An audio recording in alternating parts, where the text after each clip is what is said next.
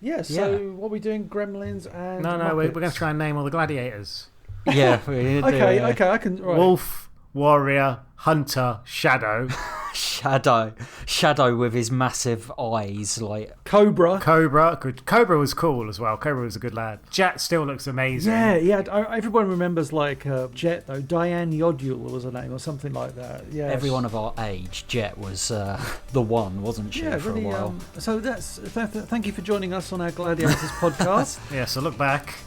Join us next week when we talk about Series 2 of Gladiators. Hello, you are listening to Off Radar, It's a Movie podcast. I'm James Smith, a professional film and video editor. I'm James Eatock, a freelance writer and illustrator specialising in 1980s cartoons. And I'm Neil Brock, aka Nige, the man with two names, former film journalist and currently working in the games industry. Each week, one of us picks a movie that all three of us either haven't seen in many years or in some cases haven't seen at all. We each watch the chosen movie, return to the microphone and let you all know exactly what we thought of it. He desperately needs her to survive. It sort of handled some incredibly delicate topics incredibly well. I will never watch this again. What was that?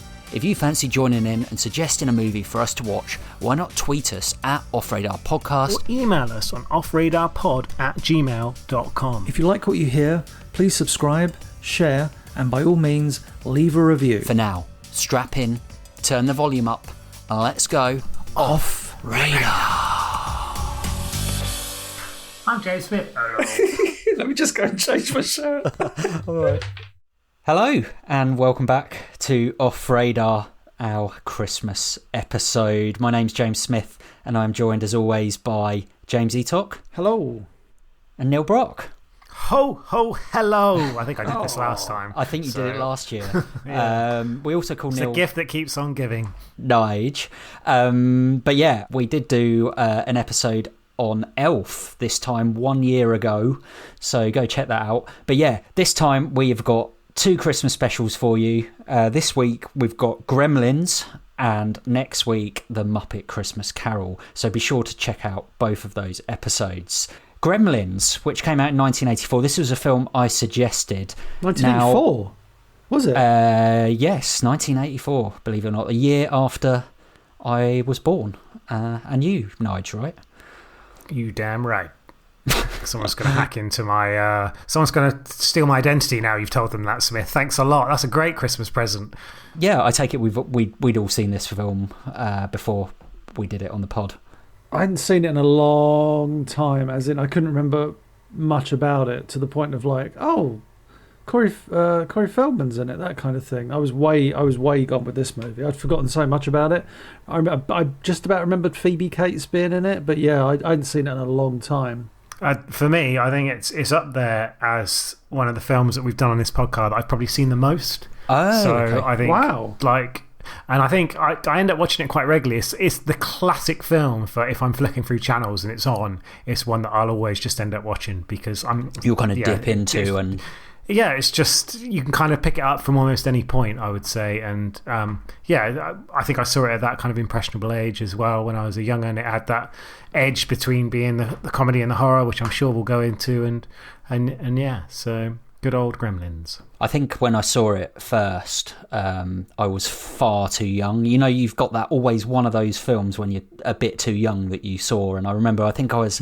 Mine was Texas Chainsaw Massacre. So, oh, wow. Yeah. Okay. Well, yeah, but I was around the Hooley Brothers' house, who lived in my The Hooley Brothers, are they like some sort of band, like the Doobie Brothers, but gone a bit wrong? The Doobie Brothers. Not quite. No, they were just two guys that love playing banjos. They definitely sound like they did, yeah. Were they in Deliverance, perchance? Yeah. And we were playing Duck Hunt. You play what? And Duck Hunt. Oh, right. Say that properly. And anyway, one of them stuck on Gremlins, and we watched it, and I must have been about, I don't know, like 10 or something, and didn't really understand it at all. And nothing has changed since. No. It's what the hell is that about? A veritable jigsaw puzzle of a movie. It really is. Mine was Nightmare on Elm Street as well, and I blame my elder brother for that. What a bugger he was. So I had nightmares about Freddy for years. So Gremlins, as I said, it came out in 1984. It was directed by Dante, who did in particular, some massive films in the 80s. Did The Howling, Inner Space, The Burbs, obviously Gremlins 2, and then a little bit later went on to Small Soldiers. Written by Chris Columbus, who... my boy. Massive 80s Discovered America, and 90s. didn't he? Oh, great stuff. He created one of my favourite kind of random cartoons of the 80s, which was Galaxy High School, and I've got man, I love that. I've got because I used to know one of the writers on the show, Larry DiTilio, passed away quite a few years ago now. When I went to Larry's house, he just handed me a box of all Galaxy High School kind of pre-production material, and I've got like letters from Chris Columbus and everything, like on the development of the series. So it's like really cool stuff. So when I was watching this film, I was like, oh, Chris Columbus, I know him. I know him. I don't know him. It's funny. I've read his correspondence. I've read his 1980s correspondence, which is because I think even on the poster for Galaxy High, it says from the writer of Gremlins. So they were really kind of pushing that at the time. It's when you go back and look at those 80s and 90s films, he directed some massive films in the 90s, like some of my favourite films, Home Alone 1 and 2, Mrs. Doubtfire. Hello! Did you see that Mrs. Doubtfire has got a musical coming out? Just saying. Oh, Christ. Christ. I thought you'd love it, Nige. What?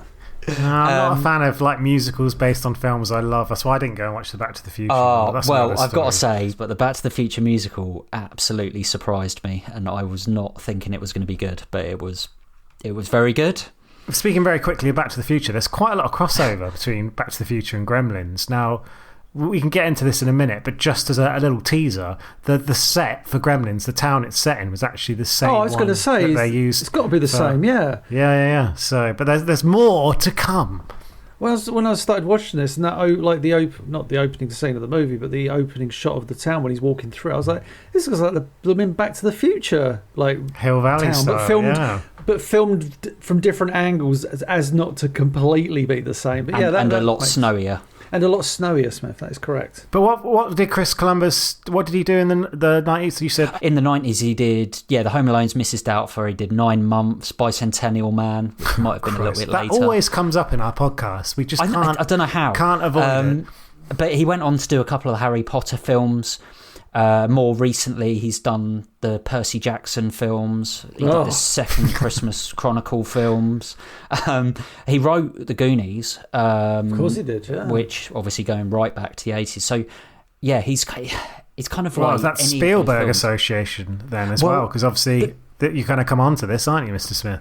No, I was going to say, like, before going back to revisit this film, for some reason, I thought, this is a Spielberg film.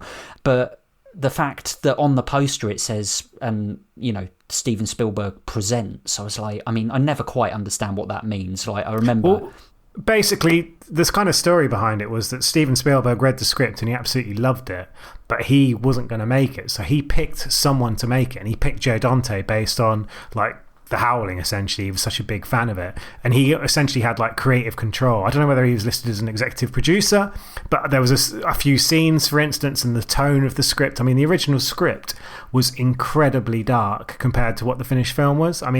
There's a pretty famous scene where, we'll get into the characters and stuff, but there's a scene where the mother is fighting gremlins. Well, in the original script, the sort of main protagonist, like Billy, comes home and his mum's head is thrown down the stairs by a gremlin, like sort of chopped off head kind of thing, because the gremlins had killed her. And obviously that's just a slightly darkened tone compared to what we see with Gremlins. But Spielberg was sort of dialed it back a bit, but there were some bits where Dante sort of did push for that creative control, and those are bits we'll come on to as we discuss the film in more depth. So he was almost a bit of an exec, really, when they say presents, because I've seen Tarantino presents films and I never quite understand what that means. So it's a bit like an exec producer. You're going to have a bit of creative control, but just a slightly more glossy way of putting it on all the marketing. And also they host a screening around their house where they're like, look at my TV, here's a movie I made, and they're like, he's presenting it, and then Schofield comes out and you're like, wait, he's presenting, I don't know what's going on. And the film, so it stars Zach Galligan, who plays Billy, Phoebe Cates, as you mentioned, Hoyt Axton, who plays the dad, Corey Feldman, who's very young in this. That's the thing. If you'd said to me before, which came first, Goonies or Gremlins, I would have said Goonies. And then I start watching this movie, and the moment I see Corey Feldman, I was like, he looks younger here than he does in the Goonies. So yeah, obviously, well, it was Corey Feldman's first film. He had done acting in commercials and stuff like that, but this was the first one. Because like you, I even though I've seen this film so many times, there was a spell where I completely forgot he was in it. And he's very young, and I almost thought it was around similar times to say The Lost Boys and, as you mentioned, the Goonies. And obviously, that was a few years later. So quite interesting. And I'll just give, so I suggested this, so I'm just going to give us a little brief rundown of the story. So yeah, the film kicks off in a dark, grimy Chinatown. Randall Feltzer, who is a struggling inventor, is looking for a Christmas present for his son Billy. He's looking through an old antique store and finds a small furry creature, a mogwai, which is sort of kind of magically calling. Is it singing like a song? Yeah. That's called singing, Smith. Smith's like, what is it when a person opens their mouth and they're magically calling, and it's like, that's called singing, Smith. Oh fuck, okay. It's more like hummingly. It's like a humming. It's kind of like, but it's like a Anyway, it's enchanting. It's an enchanting, almost, fascinating, magical kind of. I'm sure if it was in Avatar, it'd be like a new language or some bollocks. But yeah, it's just it's a catchy little tune. Catchy little number that is it's almost like his little theme tune. And anyway, he eventually persuades the owner and his grandson to sell it. But he is instructed of 3 rules. So do not expose the mogwai to light, especially sunlight, which will kill it. Bright light. Do not let it come into contact with water. And above all... Don't fuck it. Don't fuck it. Don't.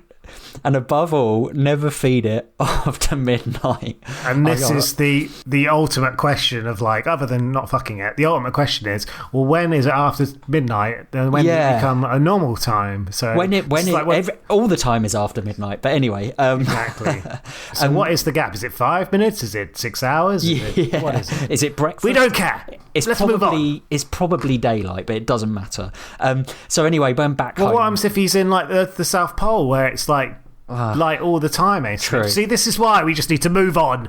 Outrageous. Stop it. What happened? He hates bright lights. There's some things I forgot to tell you guys, and they're really important. Number 1, he hates bright lights. We know that. But you got to keep him out of the sunlight. Sunlight will kill him. Number 2, keep him away from water. Don't give him any water to drink. And whatever you do, don't give him a bath. And probably the most important thing, don't ever feed him after midnight. But no, I love the fact that it's put out there straight away, because right from the get-go you're like, right, okay, how are these rules going to be broken in certain ways? But yeah, I thought that was I really like the fact that it's so early in the movie. Here are the rules, obey them. It'd be nice if they'd have just added a random rule, don't put him in a car. He just gets car sick, and then it just never gets mentioned again.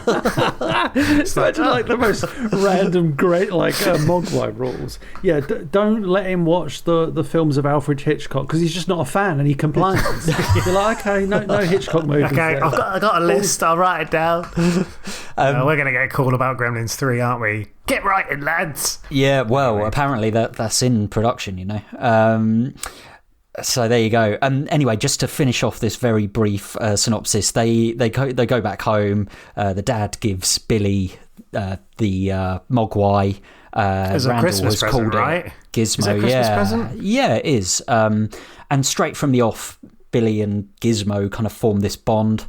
Then Pete, played by Corey Feldman, Pete. He's Billy's friend, and he accidentally gets the mogwai wet, and it's like, fucking hell, Pete, you had one job, come round.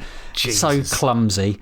And then a load of little multiple mogwais kind of burst out of Gizmo. It's really quite, it's quite very, it is shocking seeing Gizmo go through that, because you love this little thing. And then Yeah, you kind of realise quite quickly that these other Mogwai are a little bit more cunning and deceitful. Oh, they're little shits. They're all like... One's got like wonky eyes. It is. Yeah, it's true. Yeah. It's a bit like that Multiplicity film with Michael Keaton. And, well, it's very similar. Does he get water on him and loads of Michael Keaton start popping out of Michael Keaton's back? To be honest, oh God, Michael Keaton. It's not far off. Wow. And anyway, I really do want to watch that now. We'll do that next time. They move the clock back an hour, and such a great moment. Demand food. So they basically fool Billy into kind of giving him food, and they turn into these dark, menacing monsters. But Mogwai's like, no food for me. So he's remains a Mogwai, a furry little creature, doesn't he? Yes, he's safe. Gizmo's safe, but all the others. Gizmo, sorry. Are not. And so they become gremlins and basically terrorise this small town, which Billy. When they transform into gremlins as well, they get their own theme song, which kind of comes quite a lot throughout the film. Oh, it's a great thing. I haven't seen the film in decades, and yet I always remember that piece of music because it's just kind of very iconic. These are the gremlins now, here they are in the town. You know, that kind of thing. Just making up some lyrics, bit of freestyle. And they grow in like sort of almost like alien pods, like from the film, from Aliens. I don't know which came first, like maybe around the same time. Type. Yeah. The bit when Stripe jumps into the swimming pool, and I love that bit when all the lights and all these different, hundreds upon hundreds of little gremlins are going to pop out. Stripe is like, so he's like the kind of the ringleader of the bad gremlins that terrorise this town. And intelligent rather than like dopey or just some of the other ones. I was going to say, when I first put this back on, I like Etok, actually, I hadn't seen this in quite a long time either. It was a good 15 years, 20 years or something. I forgot how kind of Christmassy, after the Chinatown bit, how Christmassy and snowy this film kind of feels, because a lot of people do associate this film with Christmas. I never really have done, and then when you watch it, you're like, oh man, to begin with, it's like, it's a really lovely, warm film to begin with. No, I think that's absolutely spot on. I think it kind of gets lost, doesn't it? Because the characters are so distinctive, the gremlins, and like Etok said, like the music that comes with it, and so many things are memorable. The kind of background almost fades into the background, like the setting and everything. So it's only really the story that Phoebe Cates' character tells later, which is very Christmassy and very memorable for a very dark reason, which again we can come on to. But yeah, it is strange how it's that kind of, it's almost in like the Die Hard category of, is it a Christmas film because it's set at Christmas? But you're absolutely right, like the snow, the decorations, the gift giving that we've already mentioned, it all certainly adds up to be a Christmas film. Well, and even the Gremlins are part of that joke as well. There's a scene where they go carol singing. Oh, that's so good. The Gremlins are hilarious, and even though they're terrifying as well, and that's one of the things I love about this movie. It's the designs. One of the best things, everybody will think of Gizmo, and it's like, oh, he's so cute. What I love about Gizmo more than anything is he's designed in reality, so he looks cute, but also he's got little features and little things that make him real and less cute. That sounds weird because obviously to make him cute, big eyes, big kind of ears and stuff, but there's certain elements of him that look like a real animal, which kind of take away the cuteness factor, and I think that's what makes him such a believable little animatronic puppet thing. And the Gremlins are obviously the stark contrast, where you've got these kind of very demonic looking creatures, and that's the thing as well. Sometimes I'm watching this and I'm forgetting that the Gremlins, this is all pre-CGI. I'm forgetting that the Gremlins are, puppets. And you can, if you rewatch it with that mindset, then you're going to go, oh, that's why we can't see the bottom half of their bodies and stuff. But most of the time, it's just very convincing work. Yeah. No, I mean, I think that's a really good point. And the fact, like you said, because of that contrast with the Gremlins, they're, the look of them, they're dark green, they're kind of slimy looking. They've got big teeth, red eyes.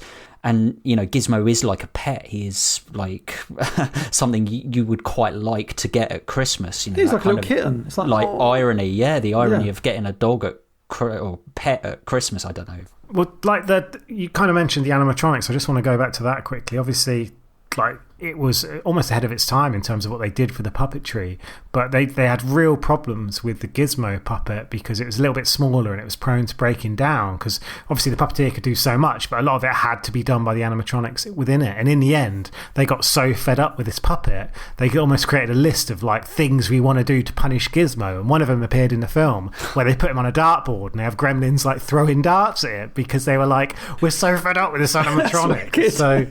So it just goes to show, as cute as he was, as cute as Gizmo is, like, no, for puppeteers they got driven a little bit mad by them and the gremlins, I guess. So, and also the kind of the interaction between the humans and these creatures, because, you know, obviously, as we well know, when you look at films like Who Framed Roger Rabbit and stuff like that, when you're kind of acting against no one, in this case they're acting with things, so they're there, but you know exactly that they're being controlled by like animatronics or someone's hand up their arse or whatever. But, you know, like for a human, like in this type of film, to be convincing against those, it's a kind of testament to how that's directed by Dante, really. I was going to say, I think that's also a testament to the actors as well, because they're just, you know, they're doing, they're it's like any, I suppose, any kind of actor and stuff. You're hired for a role, and it's like you're going to be acting opposite puppets. And yeah, they just did a very good job of it throughout. They do. They're all very exaggerated though, because they're almost cartoonesque. Like, you know, with the dad, the inventor. You know, he's so over the top as this struggling inventor, and it's a 1980s kind of trope. Like you think of Data in Goonies, when it's like no one is actually going to build these things. Yeah, and you've got the dad doing all this stuff. I think, like, to be fair to the cast as well, like, there's perhaps not many conventional, like, huge names. Like, Phoebe Cates was obviously big at the time, and there were question marks about her being in this kind of girl next door role after doing Fast Times at Ridgemont High, which was kind of like the classic American movie, the sort of pause button on their VCRs probably broke because there's a certain scene that she's so famous for. And with Zach Galligan, who obviously plays Billy, they wanted to cast an unknown. And again, I think sometimes the actors could get superseded, certainly in people's memories, by the Gremlins and the Mogwais. But Zach came in for the casting, and his sort of screen test with Phoebe Cates was so good. And they kind of said afterwards, it was so obvious Zach was in love with Phoebe Cates that it worked perfectly for the film. And I do really think their dynamic is fantastic. Yeah. And obviously there's Gremlins 2 as well, which we haven't kind of mentioned yet as well, which carries on the story with the same characters, and there's a lot of crossover. There's a character played by Dick Miller who's like a Joe Dante favourite, and he plays, like, I think he's like a retired army guy who's like one of Billy's neighbours. And the Gremlins originally was kind of this thing what the US military came up with. It's like when their machines or their equipment would break down, it's the damn Gremlins sort of broke it, or the fighter planes and stuff like that. And that's kind of where the original idea of these gremlins causing chaos comes from, and he's like a really nice touch to kind of tie back into that. I just think that the acting's, I know what you get by saying like it's a bit exaggerated, but I think it just works really well, because if they were just like normal real people, I think the film would perhaps lose that little bit of charm. Well, that's the thing, the mother, I think, is the scene where the mother kills the gremlins is probably I know it sounds crazy in a fantasy film, but it's probably the least believable scene, because it's like, surely, you know, when you'd be like, I'm out of here because these crazy little monsters but she like manages, and that was the thing it's brutal. It's absolutely brutal. She could just, you know, it just kind of took away the threat of the gremlins a little bit. But then I think the film never presents the gremlins as anything more than, I mean, they are a threat, but they kill a lot of people in this film. A threat.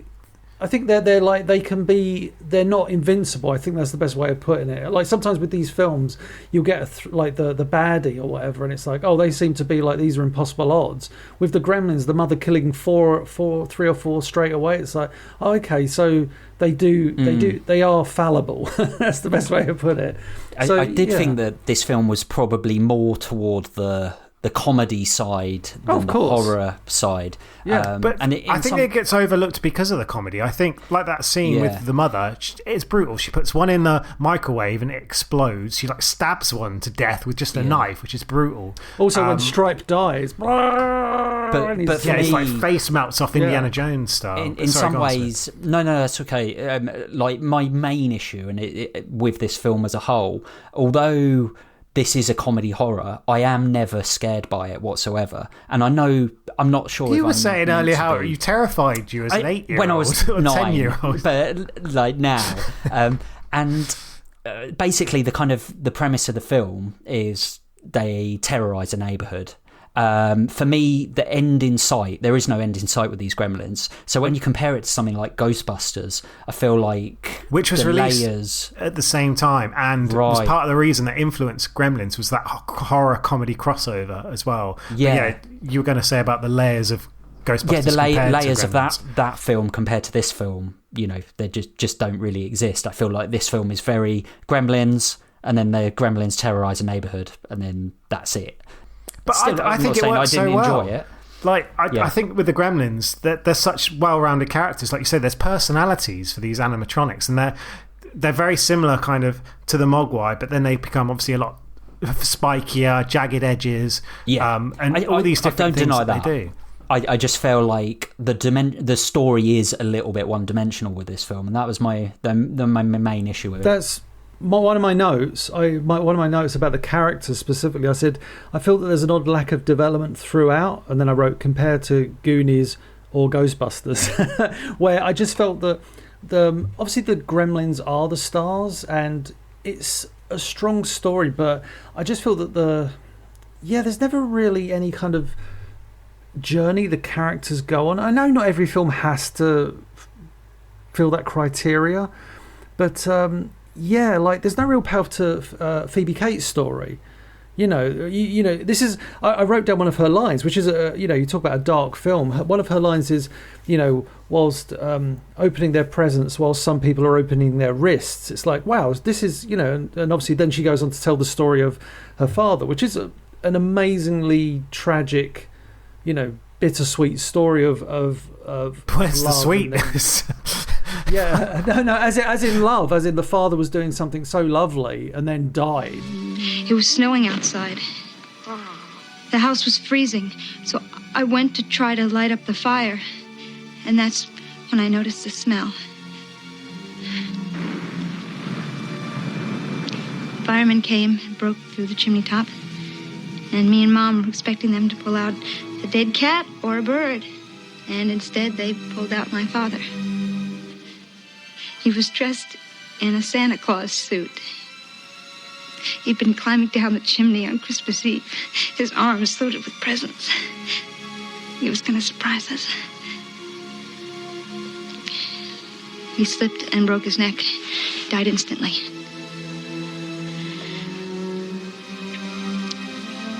And that's how I found out there was no Santa Claus. And I just feel that there was no, and I know that that every one of the criticisms of a lot of Hollywood movies is they would wrap up that story, and maybe they do in Gremlins 2. I can't remember. I haven't seen Gremlins 2 since I saw it at the cinema. They do not. They do not. But I just Gremlins 3. I just found that there was. I didn't really connect with many of the characters that much in the film. Well, let me just come back to that story quickly. So that was the big question mark about this film. That was where Dante and Spielberg butted heads. It's where Dante and the studios butted head. And Dante stubbornly refused to take that scene out of the film because he felt that specific scene essentially was a combination of the comedic and the horrific elements. Because, I mean, it is quite funny that, he dressed up as Santa and he had an accent. Unfortunately, it's so brutal about what actually happened. And he thought it represented the movie as a whole when it kind of added that layer, that sort of that sadness to Phoebe Cates' character. Because when you see her in the film, she is, as I said, like that classic girl next door, this perfect little town. And it kind of explains the idea of looks can be deceiving. These things can look so perfect, but underneath there's this sort of terror bubbling underneath and things that can be sort of very Is it bad. fair to say, like, almost similar to The Burbs, which is obviously here's another this Dante kind of film, quaint little film. I'm sorry, quaint little town. Here's this quaint little town, and yet under the surface, there's all this kind of mistrust. Another sort of TV series that Joe Dante worked on was Erie, Indiana, which again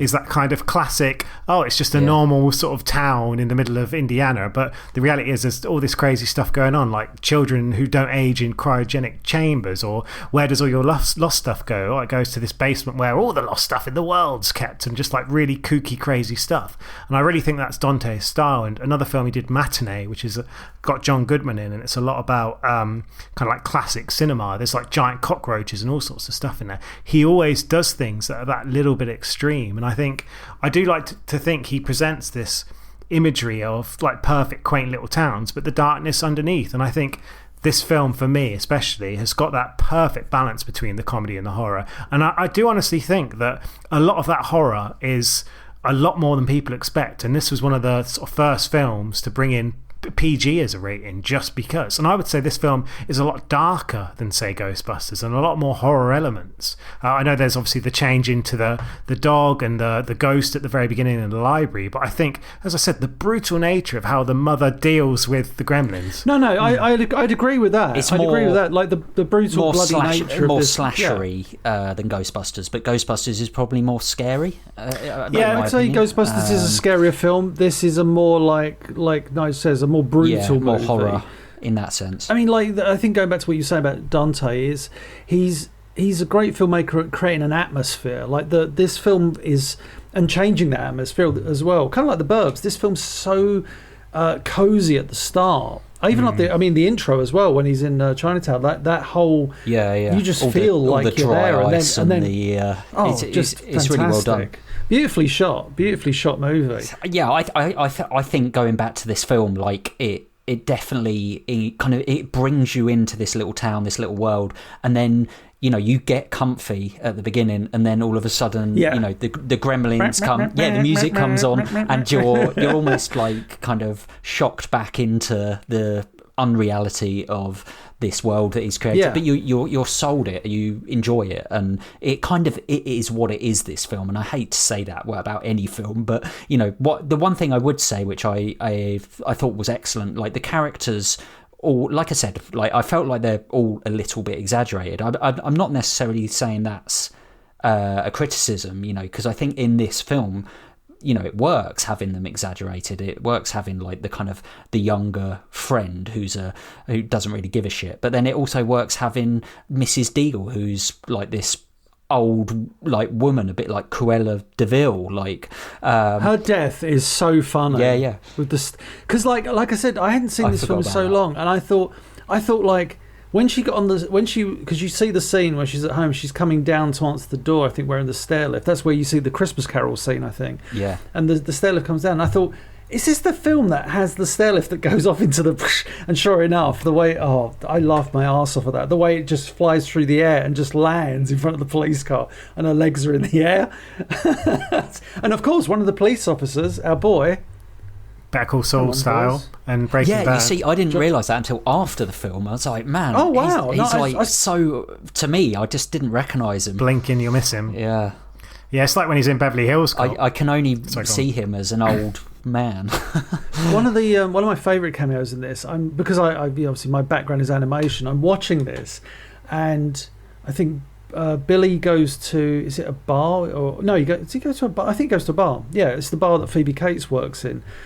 And he's at the bar and he's drawing, and there's a guy next to him, and I look at the guy and I was like, that's Chuck Jones, who's the guy who was like a Warner Brothers director, animator, like Looney Tunes and stuff like that. Yeah, Looney, like 1960s, 70s. He's the one that created a lot of the classic Bug shorts, like What's Opera Doc and stuff like that. And and so and then he like Billy's drawing. And he says something. He's like, "Oh, thanks, Chuck," or something like that. And I was like, "Oh, it's Chuck Jones." And then in the background, when he's Billy's at the table he's talking to Phoebe Cates, and he's talking to of course, another person in this film, Judd Reinhold. Judd Reinhold. I'm getting all my names confused today. So Judge Reinhold in the Goonies. But yeah, he's talking to him, and in the background on the TV there was like a Chuck Jones Pepe Le Pew cartoon, and I was like, oh, that's pretty cool.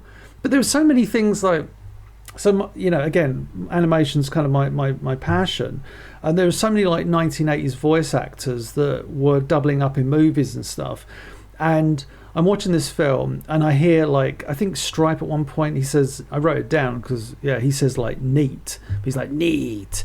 And I was just like, that sounds like fucking Frank Welker. Frank Welker did like all the voices in the 80s, like Megatron, Soundwave, Dr. Claw, Slimer, Ray Stantz. The list is like Kermit the Frog in the Muppet Babies cartoon.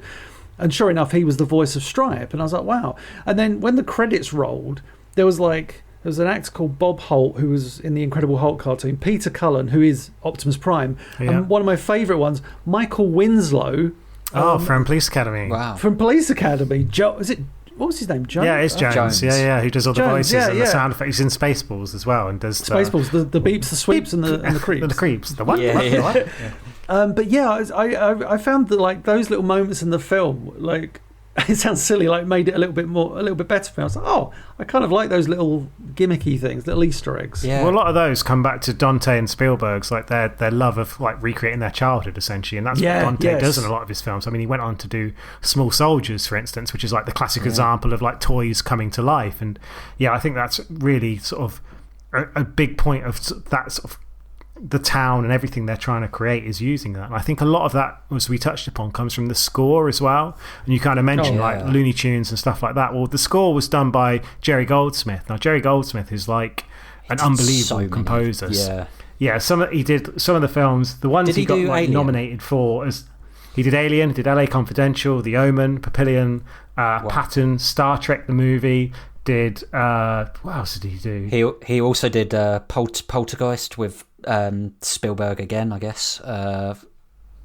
Chinatown as well. Basic Instinct. Did like Mulan as Total well Recall, for Disney. First Blood. Man, Rambo First Blood. He basically did every film that's ever been made. Yeah, it is insane. If you look at his list of films, it's absolutely insane. Like, I think the score makes such a big difference to this film as well. It's so memorable. It creates that sort of style. And he also worked on Looney Tunes cartoons in the 60s as well. So there's that little segue from one to the other. So I think it was a big part of what creates this film, that those like childhood influences. I do love the fact that with those two music tracks, the Gizmos is so light and airy, and it's just it kind of singing, whereas the Gremlins is got this kind of more electronic guitar bass, and so catchy, but almost again like Gremlins and Gizmo, like the polar opposite in the music track. Go back to just quickly what Nige was saying about the childhoods of the people working on this film. I loved when it cut back to the dad and he was in the convention centre on the telephone phoning home. In the background there would be all these like crazy inventions. One of them was, I noticed, one was the time machine from the film The Time Machine. I was like, oh my god. Nice.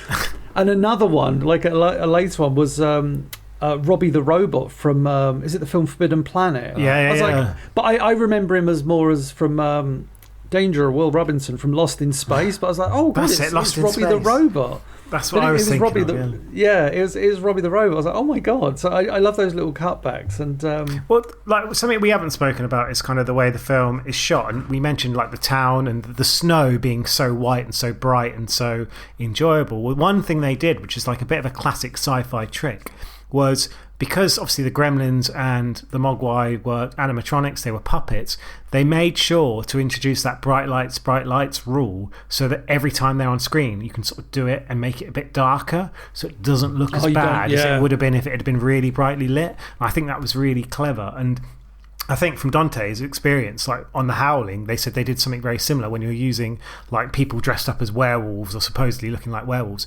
If you put that in a bright light and make it look obvious, I know American Werewolf in London did a fantastic job, but that was a little bit later on. So it was just a really clever way of doing it. And I think, this film costs what, 11 million and made, I think it was 230 million. Wow. It was huge. That's and even crazy. Dante said afterwards, like, I still have no idea why this picture was so successful. Like, they worked on it, they enjoyed it, but can you imagine the difference between working on a film that is very largely like dealing with puppets and animatronics that are breaking. It's almost like Jaws in the sense of the animatronic bit is the worst bit, but they are the most memorable part of this film. Like, they are iconic. Exactly, and that's why when they come back to do this third one, which has been announced, it's just not going to be the same unless they, you know. It depends. Like, if they do it right, they will use a mixture of primarily animatronics and puppets, but also they will introduce like CGI elements in order to maybe better. You would think do expressions, as long as it doesn't feel like a cheap, nasty CGI alongside humans. But we'll see. I was just going to say, just quickly, like going on to the second film, like it was a bit maligned, I would say, like not as good as the first. I don't think it was as successful as the first, but it still did okay. But a lot of what the second film was like a nudge and a wink to the original film. Like there's that scene with Hulk Hogan in the cinema kicking off when they interrupt the Looney Tunes cartoon and do like thingy finger puppets and stuff like that, and obviously Christopher Lee being in it. It's not like it wasn't a high profile film, but I think this film was so successful. Like if you were around in sort of this period of the 80s, it was the Christmas toy that everyone wanted. It was kind of so huge and it appealed to such a mass market. I mean, this was a family film. Isn't it funny how we talk about all the 1980s films that became cartoons, crazy ones like Rambo and RoboCop became kids cartoons. Why did, like, you think Gremlins would have been prime choice for an animated series, right? Yeah. Like 13 episodes, which was the usual American number. You think, like, that'd have been a great bloody series to turn into an animated. You know, you can do so much with Gizmo and the Gremlins. From what I've just seen, like I don't know whether there is definitely a third film, but there's definitely Gremlins Secrets of the Mogwai coming out in 2023 as an animated TV series. Oh. So, well, there we go. Yeah, it's basically, it consists of 10 episodes, serve as a prequel set in 1920s Shanghai. Oh, wow. Tells the story of how 10-year-old Sam Wing met Gizmo, a young Mogwai. So I mean, Gizmo's like 70 years old or something like that. But anyway, so there you go. That sounds very interesting. I like that. Bit bizarre. One of the things I found with this film is, even after not watching it for so long, it's got so many memorable scenes. And like you kind of mentioned early on, like the swimming pool scene where they goes into the swimming pool and then thousands of the things and the lights, and that's really good. And then the cinema scene is right. Oh, the Snow White. Right, which is absolutely it's so good. It's the way he looks in and she goes, "What are they doing?" And he's like, they're watching Snow White and they're really enjoying it. They're like singing along to it, aren't they? They're loving it. And then, like you said, like when they're playing cards and they're drinking, like that scene. They're so funny. But a thing with the Gremlins as well, none of it was scripted. None of the actual voices or the stuff in terms of what they said, at least, was actually scripted. Yeah. That was all kind of like ad-libbed, because there's the scene with like E.T., obviously the Spielberg nod, the little toy, and one of the Gremlins goes, "Phone home." Yeah. All that stuff was just like the puppeteers, like ad-libbing, all the stuff, like you said, the sort of the famous voice actors who got pulled in to do some of the voices, like Spike. So all of that was done more or less on set, which again could have been a huge gamble. It could have been awful, but they kind of did it based on the circumstances, and I think that's where the comedy really allowed to sort of flow and was so memorable, really. It's such a unique balance this film strikes, you know. And maybe that's why, you know, that's not the issue I have with it. Like I said, I think it's just the characters aren't fleshed out as well as they could have been. But I think for me it's the Gremlins go terrorize the town. I'm kind of like, I'm not really sure what their motive is. They're just basically terrorizing the town, and there's almost no kind of end sight with that. So that's what it's crazy when you think about it, like how violent it is. Like Nige says, the amount of deaths. Like the old couple are clearly killed by the Gremlins when they drive through their house. Oh yeah, in the digger, because like the lab guy as well at the beginning, he gets bullied, doesn't he? And the woman out the window, like There's loads. The science teacher. That's what I mean. Sorry. Yeah. I love the reveal actually of that science scene. You don't actually see the gremlin for a while. You know, you just know what it is and what it's going to do. But yeah, it's really well put together because you just see the shadow and then the hand and then it kind of builds really well and that build before they're revealed is excellent. And when they're revealed, it's almost like polar opposite. They become these kind of like crazy, like Coca-Cola'd up creatures. So, Nige, bring us in with some more trivia. You've given us loads throughout this episode. There's so many that you could do for Gremlins. Like, one of the scenes that was originally written was that the Gremlins like stormed a McDonald's but ended up eating people instead of the food. Like, food, blah, we'll just eat the people and stuff like that, which is really cool. And Judge Reinhold, we mentioned, like his character was supposed to be the bully, and obviously the love interest with Phoebe Cates was supposed to give it that added sort of dynamic, but they just thought, you know what, this is too much. But the greatest bit of trivia from Gremlins, and one of the greatest bits of trivia ever, was when they first considered making this film. They were looking at, how are we going to do the Gremlins? How are we going to do the Mogwai? They looked at sort of stop motion, and someone from the studio, they're always very clever at the studio, suggested, why don't you get some monkeys and just put Gremlins masks on them? So they tried that, and surprise, surprise, it did not work very well. I think they used spider monkeys, and they had it in an office, and it just went bananas and then like defecated all over the floor. And they were like, I think we're going to need a different approach. So that is why they went with the animatronics. And like the animatronics cost like 30 to 40 grand for each one. That's how expensive they were. But there you go. But I just it's like, in England we've dressed them up as builders for PG Tips adverts. Yes. And in America they're making them look like bloody gremlins. But I love the idea of like in some Hollywood vault, there's like some footage of a chimp or a monkey just going insane, like dressed up as a gremlin. A bunch of execs going, yeah, that's not going to work. We'll just cast one of them as the lead instead. There you go. Man. I mean, this film was up against Ghostbusters as well, and one of the places where Gremlins did better than Ghostbusters was actually in New York, because so many people in New York were so pissed off with the Ghostbusters production. Oh, that's right, because of production, Yeah, that they almost boycotted it. But I did mention that little tie-over with Back to the Future as well earlier. So Zach Galligan was someone who potentially could have gone for the role of Marty McFly, was considered, but in the end he decided not to go for it because he was in school at the time and didn't want to interfere with his studies. So there you go. But obviously it's still set in the same place. He got to do his own version of Marty McFly, I guess, but Gremlins rather than Christopher Lloyd and Doc Brown. Yeah, fair enough. Yeah, slightly different. But yeah, Nige's trivia: monkeys, Gremlins. I mean, who knew? Yeah, I didn't expect. And then in the sequel, as well, they're doing animal testing on a lot of monkeys as well. And then one of the creatures becomes like a freaky monkey gremlin thing. I think it's more of a spider actually. I saw Gremlins 2 in the cinema. All I remember is the Hulk Hogan scene and the Warner Brothers scene at the start or the end or wherever it was. But the other thing about Gremlins 2 I remember is at the time, so for listeners outside of the UK, there's a TV show called This Morning, and it used to have Richard and Judy presenting it. We're talking like I say, Gremlins 2, so 1991. And I remember it must have been it couldn't have been during the school holidays, so it must have been I was off ill or something. But I saw this episode of This Morning, and they had one of the guys who was responsible for the vocal effects. I don't think it was anyone I'd called out earlier, like the more famous people. But he said, this is, I'll never forget how he did it. He was like, this is how we did the sound. I can still do it. This is how we did the sound of the eggs popping when they come out of Gizmo's back. And it's like this. I'll do this out laughing now. It's like this. You have to go. Oh, wow. Etok has got his penis out to do that. There's video evidence. I don't. But I just remember seeing that, thinking that is so cool. He was doing it just a. And I was just like, that's brilliant.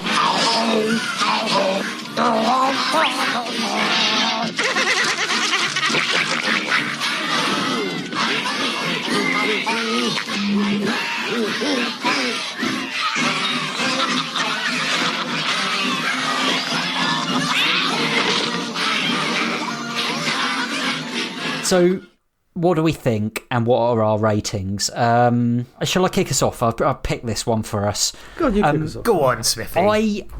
I really enjoyed. I want to know what 10-year-old James Smith would a give this 10-year-old film as well, was so. quite scared, but 39-year-old was not quite as scared. 39, fuck.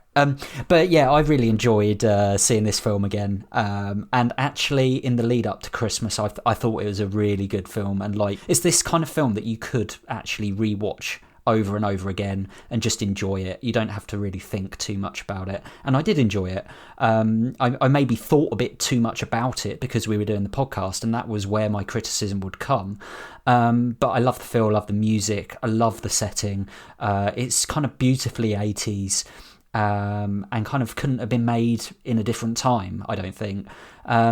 So yeah, I enjoyed it, but I wouldn't say like I absolutely loved it. Maybe if I keep watching this, I will go up a point, but for now, it's a 7 out of 10. Nige. Hello. For me, like I said earlier, this is a film that I would watch any time when it comes on TV. I think I was in love with Phoebe Cates' character when I was growing up. I think I wanted to be Billy Peltz's character. I like really had an affinity with him, like his love of sort of that geekiness, and I just think he plays it really well. I love Joe Dante. I love his style.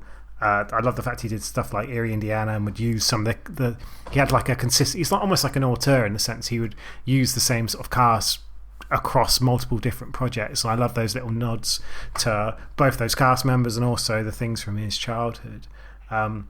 I really like this film. Like, I've always really liked this film. You almost sound like you're apologising. Yeah. Well, no, like, Smith's giving it a 7. Well, I'm giving it a 10. Whoa! So that's how much I enjoy this film. Honestly, Gremlins is up there. It's one of my favourite films. I think when we did the 80s, this kind of got mentioned in, like, the also rans, like, the Not Quites, when we did our 80s podcast, which you should all go back and listen to, where we go through our favourite films of the 1980s. And this was so close to being in my top 5. Because I think it's amazing. I really, really love this film. I've got so much time for it. I don't even really see it as a Christmas film that much. Like, I can watch this any time of the year.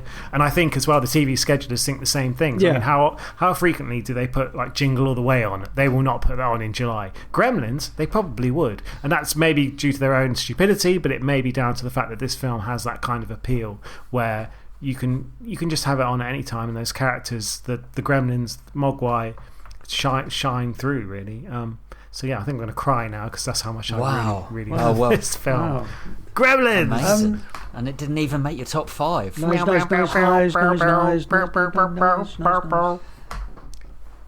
Nige really likes this film. Yes, he does. Yeah, me, Smith. Yeah, so yeah, I even though I've got my criticism of this movie, like I said, I don't think the characters are that well developed, but I love this movie for what it is, and that always sounds like a bit of a cop-out. Like, yeah, it is what it is. But I really do like what it is. Visually, I think it's great. Yeah, and maybe it is a good thing that there's not deep character development. And as you guys so rightly said, they're more caricatures than characters in this world of this fantasy world. But yeah, I found myself really enjoying this film, thinking I need to watch this more than once every 30 years. Oh yeah, so I didn't remember the ending at all, and that was one of the things I really loved about the movie. I loved that at the end of the movie, the original owner of the Mogwai, just takes it. Yeah, and it's like, oh wow, not ready. No, but that was amazing, because I was waiting for him to be like, Gizmo to look at Billy and go, Billy, and the owner to go, Billy respects you, so he will stay here. He's like, no, you're not ready, I'm taking him. It was like, oh wow, this is a really dark movie. As in, can you imagine kids? Obviously, it's not a kids' movie, but more of like a family film.